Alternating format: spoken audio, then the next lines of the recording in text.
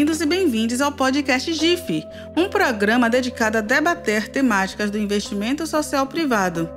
Eu sou Daiane Oliveira.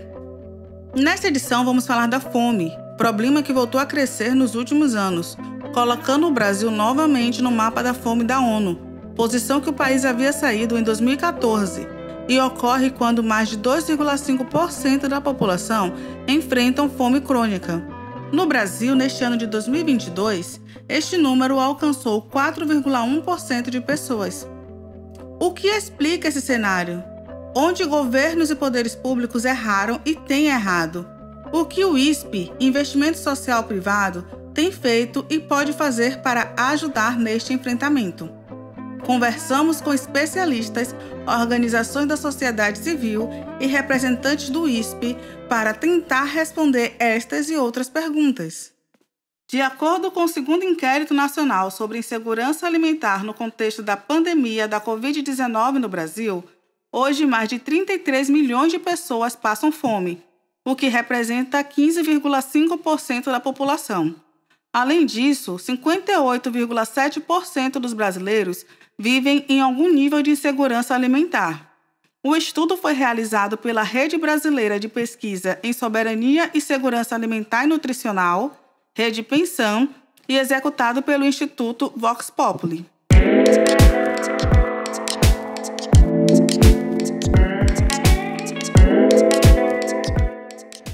A definição de segurança alimentar ainda é um pouco conhecida, no Brasil. Mas, por lei, essa definição considera não somente o acesso regular a alimentos em quantidade suficiente, como a alimentos de qualidade, e aí eu vou abrir aspas aqui, tendo como base práticas alimentares promotoras de saúde que respeitem a diversidade cultural e que sejam ambiental, cultural, econômica e socialmente sustentáveis. A explicação é da cientista social Manu Justo, que é gestora de portfólio dos sistemas alimentares do Instituto Ibirapitanga, um dos apoiadores do inquérito juntamente com a Ação Cidadania, ActionAid, Fundação Frederic Ebert Brasil, Oxfam Brasil e Sesc São Paulo.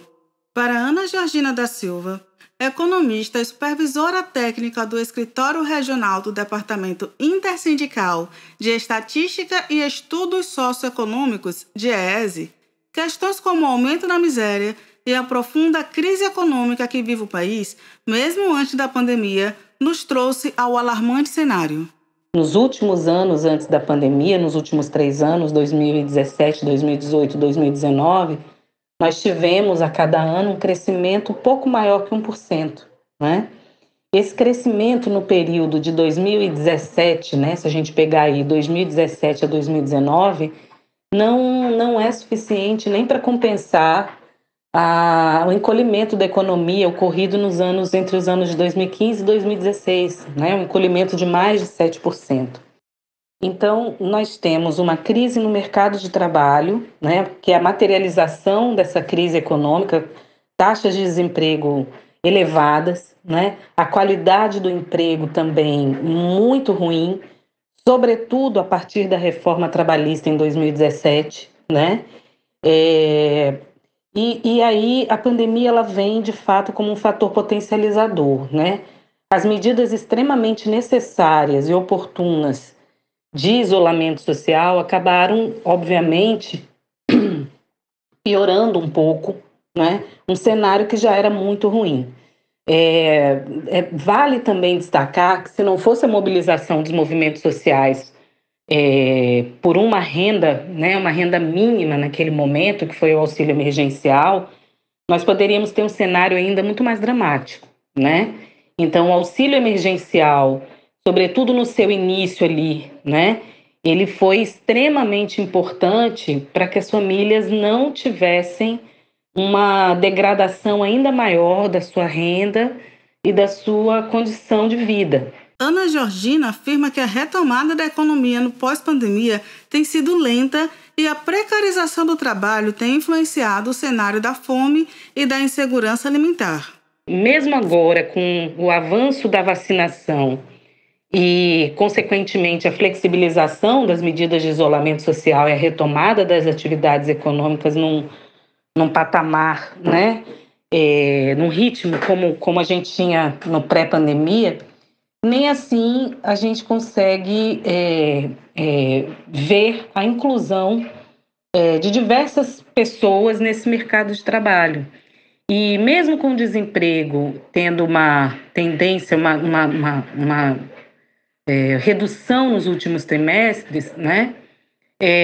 Nós não podemos dizer que isso é um sinal de fato de melhora em relação ao mercado de trabalho, porque muito dos postos, né, do trabalho que tem sido gerado é trabalho bastante precário, normalmente um trabalho feito por conta própria ou em condições de informalidade. A combinação de diminuição de renda e aumento da inflação gera uma perda do poder de compra, sobretudo das populações mais pobres.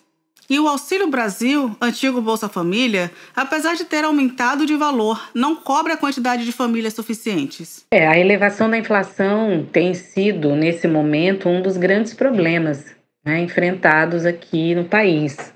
E é um problema que afeta, sobretudo, as famílias com menor rendimento, né?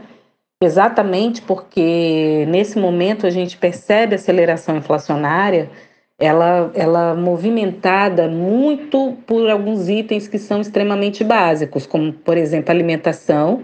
E aí, quando a gente está falando alimentação, tem vários produtos da cesta básica, né, que têm tido altas recorrentes de preços, né, por diversas razões, desde a questão do comércio internacional, uma vez que o Brasil é um grande exportador de commodities, então isso acaba, por exemplo, afetando o preço do óleo de soja, o preço da carne, o preço do café, o preço do açúcar, né?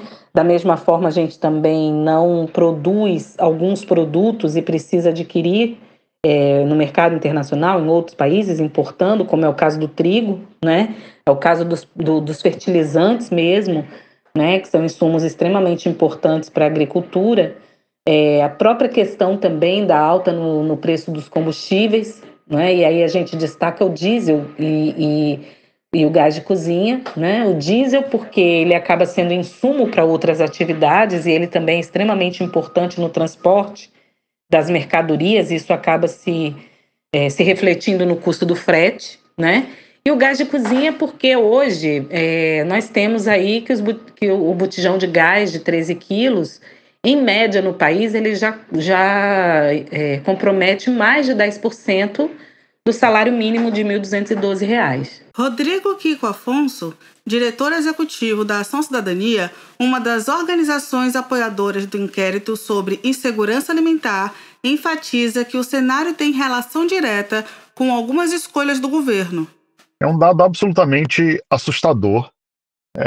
E quando a gente olha que em 2014 o Brasil tinha saído do mapa da fome com em torno de 4 milhões de brasileiros em situação de fome, para chegar a 33 milhões de brasileiros 8 anos depois, você percebe quão frágil é a estrutura e quão fácil é se destruir todo o histórico de combate à fome que foi construído ao longo das 2 décadas anteriores, né?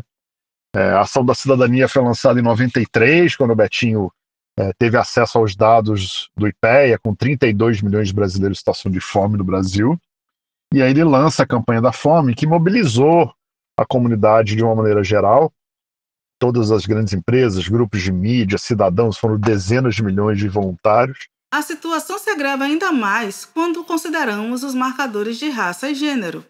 De acordo com o inquérito da rede Pensan, 65% dos lares comandados por pessoas negras convivem com algum nível de segurança alimentar, enquanto nos lares comandados por pessoas brancas esse número é de 45%. Os dados são parecidos quando olhamos para os marcadores de gênero. 64,1% dos lares chefiados por mulheres convivem com insegurança alimentar, enquanto que nos lares chefiados por homens, esse número é de 53,6%. Para Manu Justo, a fome é uma questão que não se desvincula de outras estruturas sociais. A gente entende que a fome é um fenômeno social total, né? Como disse o Josué de Castro. Ele trouxe isso, né, numa afirmação que observa que, para além das questões nutricionais, Quando a gente fala de fome, a gente está tratando, né, de questões sociais, da economia, da história, da política. Então, quando a gente olha para indicadores de insegurança alimentar, a gente consegue ver de forma muito direta a intersecção entre as iniquidades de gênero e de raça, né? Os próprios dados do segundo Vigisan, né, o Inquérito Nacional sobre a Insegurança Alimentar, no contexto da pandemia da Covid-19 no Brasil, reforçam que no Brasil a fome tem gênero e tem cor, né? Que incide de forma mais grave nas mulheres negras, e mesmo quando se olha para um fator determinante como a renda, a insegurança alimentar acomete mais a população negra. E esses dados refletem não só a estrutura patriarcal e racista que baseia o sistema econômico hegemônico, mas também o processo de colonização e de constituição social do Brasil, que produziu desigualdades históricas que se perpetuam ainda hoje em violações de direitos, né? Então, na medida em que o combate à fome, de forma estrutural, passa necessariamente por políticas de redução das desigualdades socioeconômicas e de ampliação do acesso a direitos, o combate à fome pode contribuir para a redução das desigualdades de gênero e de raça. Assim como iniciativas que contribuam com transferência de renda, geração de renda, realização de ações afirmativas e de reparação da população negra podem também contribuir de forma indireta para o combate à fome. Apesar do cenário de agravamento da fome, o número de doações de alimentos em 2022 caiu 80% em relação ao início da pandemia. Os dados são da CUFA, Central Única de Favelas. Na Bahia, o Instituto Odara, juntamente com o Centro de Arte e Meio Ambiente e a ONG Vida Brasil, fizeram durante os 2 primeiros anos da pandemia a campanha Justiça e Solidariedade. Nayara Leite, coordenadora executiva do Odara, afirma que a organização precisou traçar estratégias devido à queda de doações.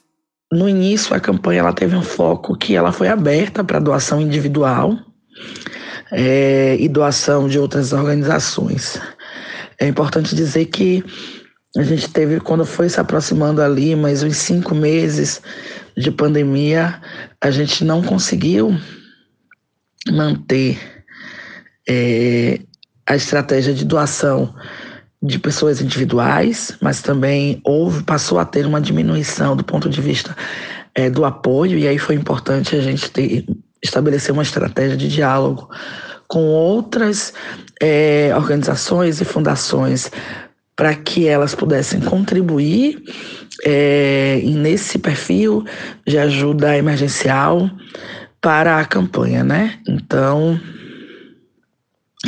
foi um contexto que, na verdade, várias campanhas vivenciaram no Brasil, não só a nossa, mas várias campanhas de grande porte em dado momento.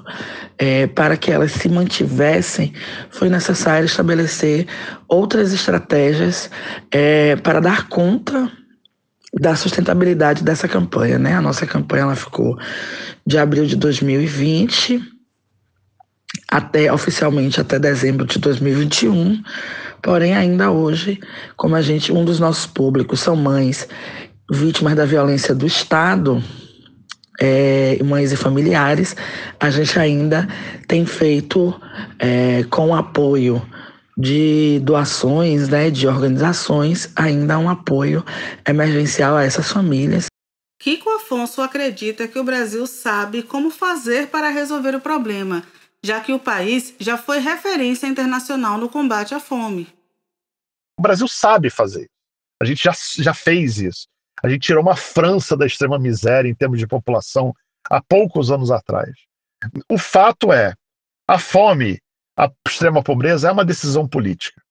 Quando você decide que essa não é sua prioridade, o que vai acontecer é o aumento da fome e da miséria. E é o que aconteceu nos últimos anos.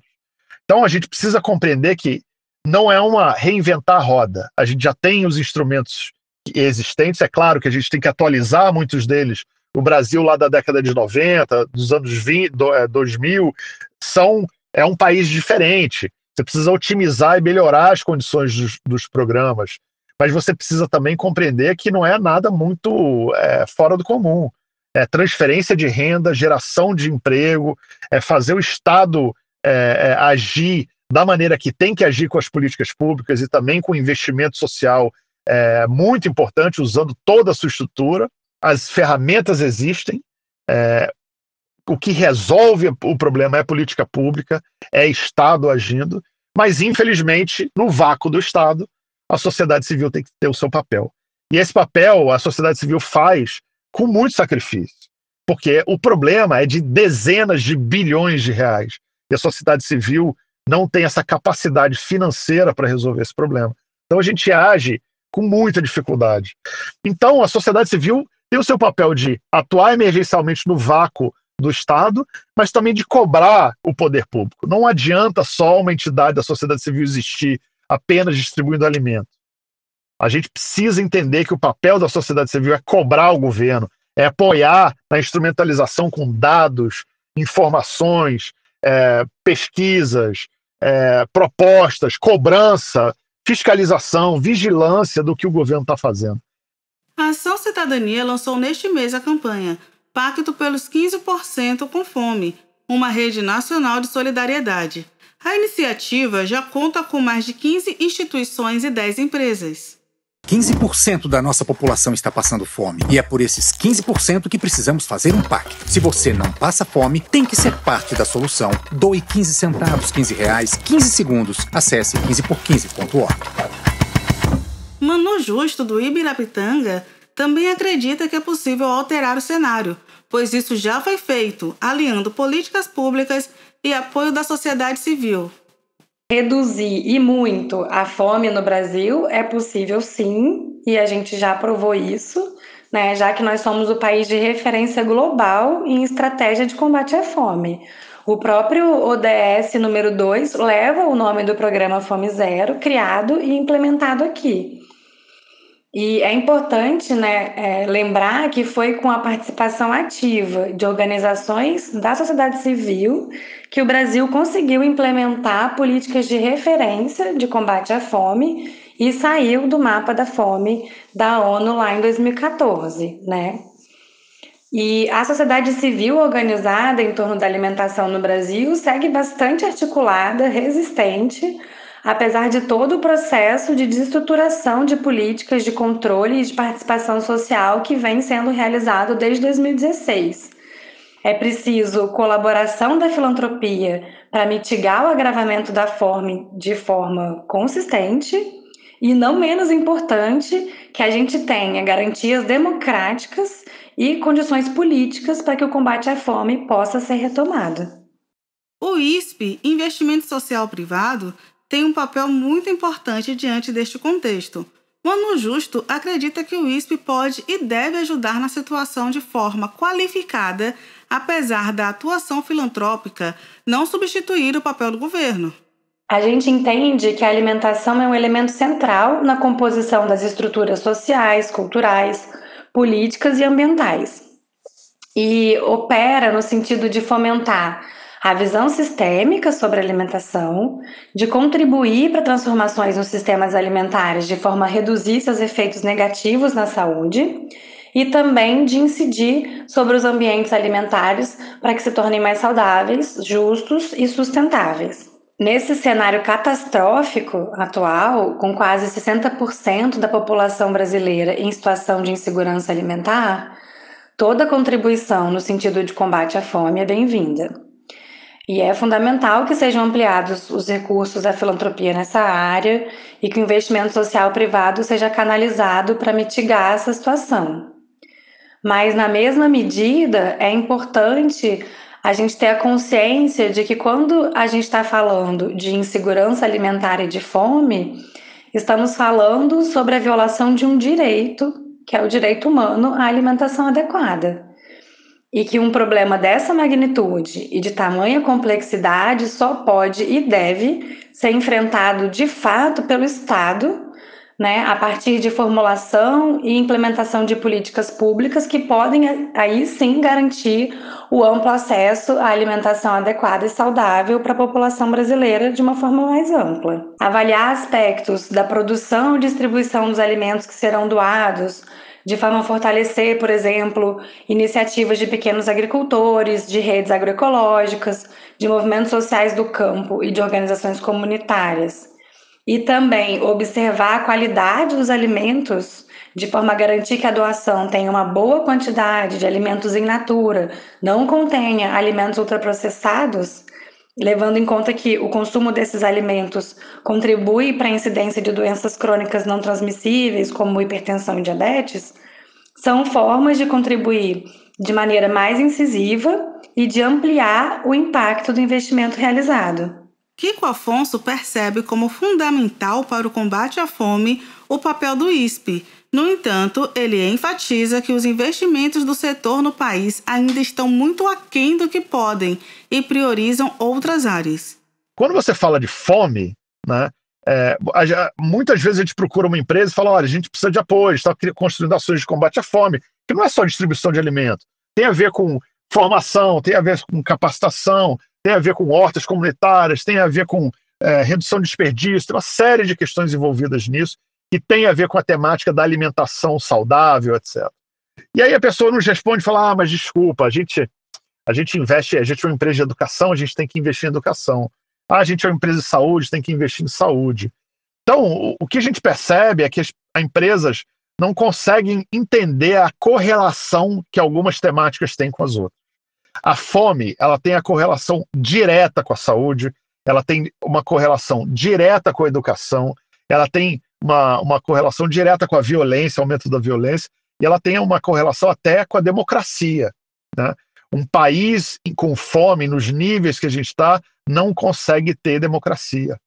Então a gente precisa compreender as empresas, as pessoas que estão entrando nessas áreas de ESG das empresas e que têm essa visão de impacto de uma maneira muito afunilada, né, no seu processo, tem que abrir um pouco a mente. Tem que conseguir compreender a correlação entre essas temáticas, porque não adianta nada você criar um curso de formação dentro de uma comunidade para jovens, se esses jovens não estão comendo, porque esses jovens não vão estudar, eles vão correr atrás de sobreviver, eles vão com os pais, os irmãos, para o ponto, para pedir dinheiro no sinal, para tentar fazer um bico, para tentar de alguma coisa, alguma forma, conseguir dinheiro para aquele dia se alimentar. As empresas reclamam o tempo todo de falta de funcionário especializado, capacitado, etc. Como que você vai exigir isso de uma sociedade que tem 60% da nossa população em situação de insegurança alimentar? Como é que você quer que esses jovens vão conseguir se especializar e serem técnicos ultraprofissionais se a gente não dá o básico para essas pessoas? Então é preciso ter esse olhar de futuro do país e também de presente, porque é inadmissível que a gente durma tranquilo sabendo que tem 60% da população brasileira em insegurança alimentar nesse momento.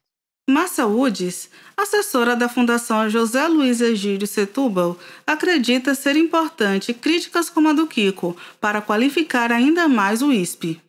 Para nós que somos gestores de fundações e institutos ou para o próprio filantropo, eu acho que esse exercício é constante de ler o contexto, entender as temáticas, olhar para a causa que escolhemos atuar, entender a origem das organizações que fazemos parte, para a partir daí construir, então, qual que será a forma de atuação ou a forma que, com recursos limitados, que sempre serão do investimento social privado, e frente a essas temáticas e causas que são extremamente complexas e abrangentes, como é que a gente pode fazer uma contribuição efetiva, fazer as escolhas, desde as temáticas, desde as estratégias, e como fazer essa atuação. Mas essa provocação ela tem que ser constante. O que o investimento social não pode fazer é se acomodar. Márcia Udes enfatiza que uma das preocupações da Fundação é o impacto da fome no desenvolvimento das crianças. Extremamente urgente e crítico quando você tem uma situação como a atual em que 33 milhões de pessoas no Brasil passam fome, que os lares com crianças, e quanto maior o número de crianças nesses lares, mais são afetados pela insegurança alimentar de forma desproporcional na população.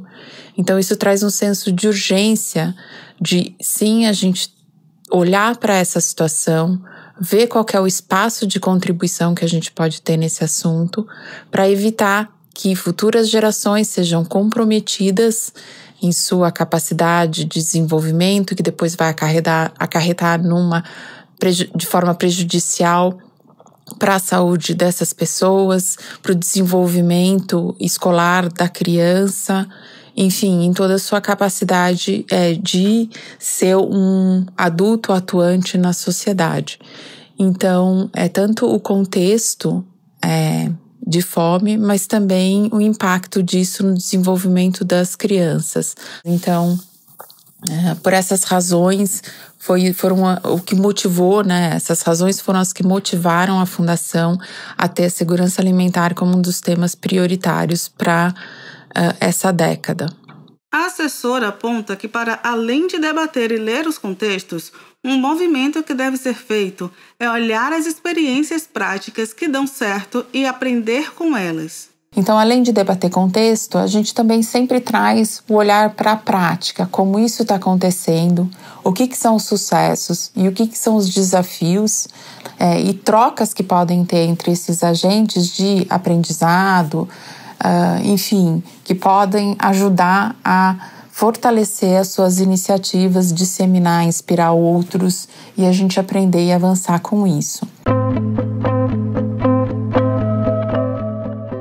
A tontura da fome é pior do que a do álcool. A tontura do álcool nos impele a cantar, mas a da fome nos faz tremer. Percebi que é horrível ter só ar dentro do estômago.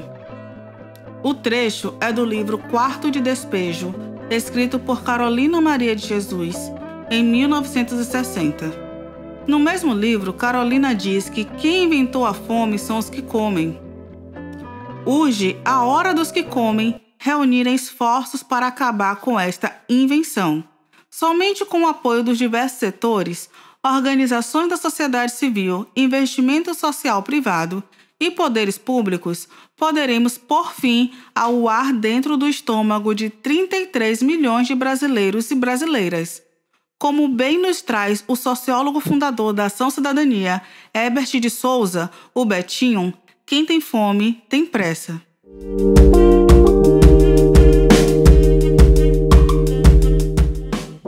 Gostaríamos de agradecer a todas as fontes que aceitaram participar deste podcast e, em especial, você, ouvinte que chegou até aqui.